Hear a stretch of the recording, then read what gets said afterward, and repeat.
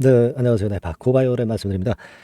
자, 재료가 나왔었죠. 어저께 재료가 나왔었고 이제 그것이 이틀간 시세를 들어 올렸습니다. 하지만 지금은 이제 물량이 좀 나와서 상승폭이 좀 둔화된 모습으로 거래되고 있는데, 오늘 이 고바이오랩이 이번에 나온 재료로 시세를 낼 수 있는지 더, 그리고 앞으로 재료가 나와가지고 주가를 더 끌어당길 수 있는 그런 타임인지, 요거를 우리가 판단을 해보는 것이 필요할 것 같아요. 물론 최근에 금리 인하 가능성도 있고 HLB 효과로 인해서 바이오주도 굉장히 약발을 받고 있습니다.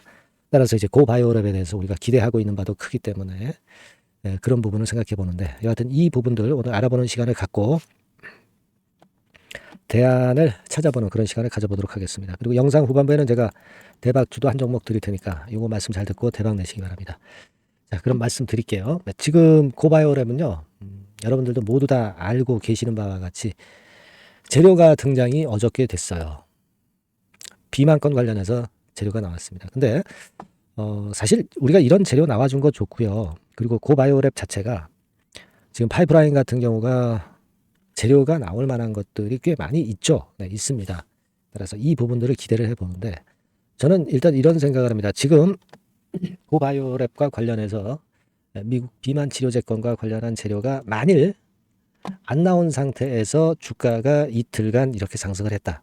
네, 그렇다면은 어떤 몰랐던 재료가 나올 때까지는 좀 더 그 연속성이 나타날 수 있으리라고 봅니다. 하지만 이 재료가 7월 8일 날 이미 나온 상태고 이틀간 급등을 했던 모습이다. 그렇다고 한다면은 지금은 계속 위쪽으로 끌고 가기는 좀 힘들고 여기서 좀 요동을 좀 칠 수 있어요. 요동을 쳤다가 다시 한번 이제 나중에 올릴 수 있는 계기를 또 마련을 하지 않겠는가, 그렇게 생각합니다. 고바이오랩 같은 경우가 지금 이제 주가가 내려서 여기를 깨고 다시 내려간다는 개념으로 생각하는 것은 아닙니다. 하지만 우리는 지금 이 연속성을 지금 생각해 볼 필요가 있다는 거죠.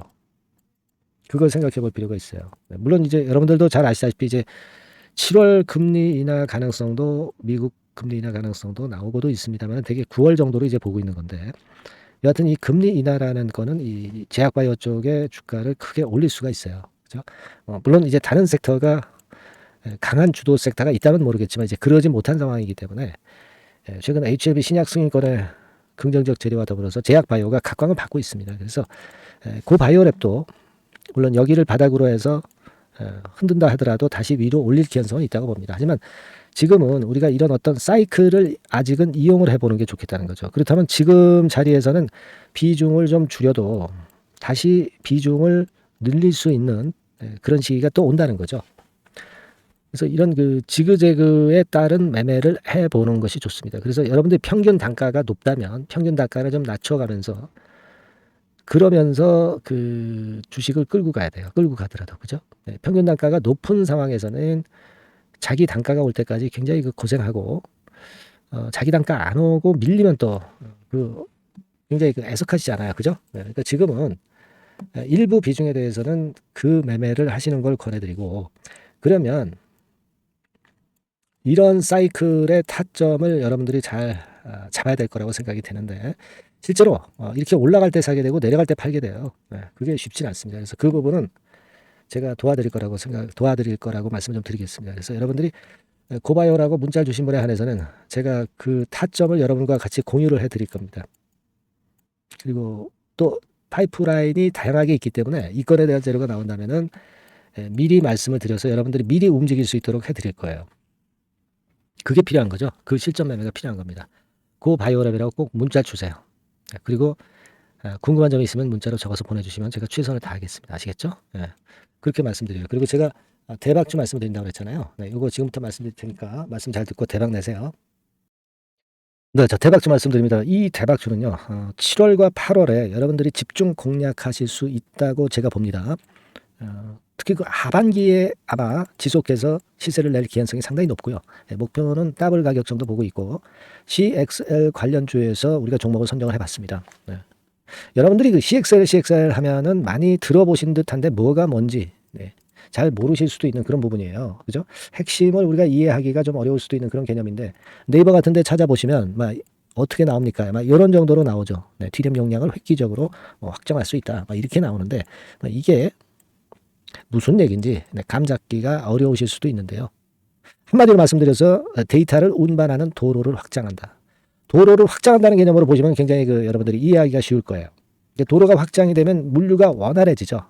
컴퓨터 그 시스템 자체가 굉장히 원활해진다는 거예요. 그래서 이것과 그 HBM과의 차이점이 간단히 하나 있어요. 근데 HBM보다 이 CXL 같은 경우가 상당히 그 강점이 더 많습니다. 네, 그래서 이게 하반기에 CXL이 시장을 리드를 할 가능성이 상당히 많다. 네, 이렇게 보고 있는데, 자, 그림을 통해서 보자면은 메모리 확장성 막 이렇게 나와 있죠. 네.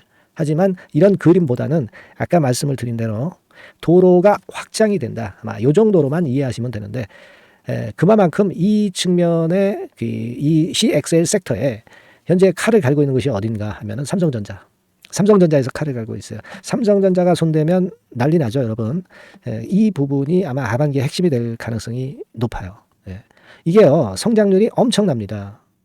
유리기판이나 온 디바이스 대비해서 성장률이 엄청나게 좋아요.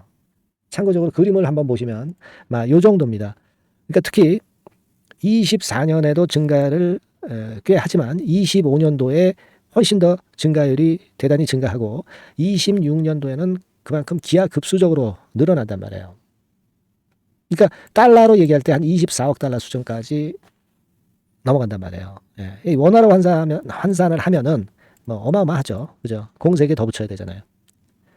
그 정도 규모가 된단 말이에요. 그래서 매력적인데 HBM보다도 강점은 뭐냐면은 여기 나와 있지만 CXL은 고성능 메모리이면서 확장성까지 무기를 갖고 있다는 얘기죠. 그러니까 HBM하고 같은 점은 고성능 메모리인데 CXL이 더 유리한 부분은 확장성까지 있기 때문에 초우월성을 보유하고 있다. 이거예요. 그겁니다, 지금. 그게 핵심이다, 이런 얘기예요. 그래서 이 CXL 관련주 섹터를 에서 한 종목을 제가 선정을 했고요. 요거는요, 그냥 뭐 종목만 띡 드리고 마는 게 아니라 종목을 알아봐야 무슨 소용이 있어.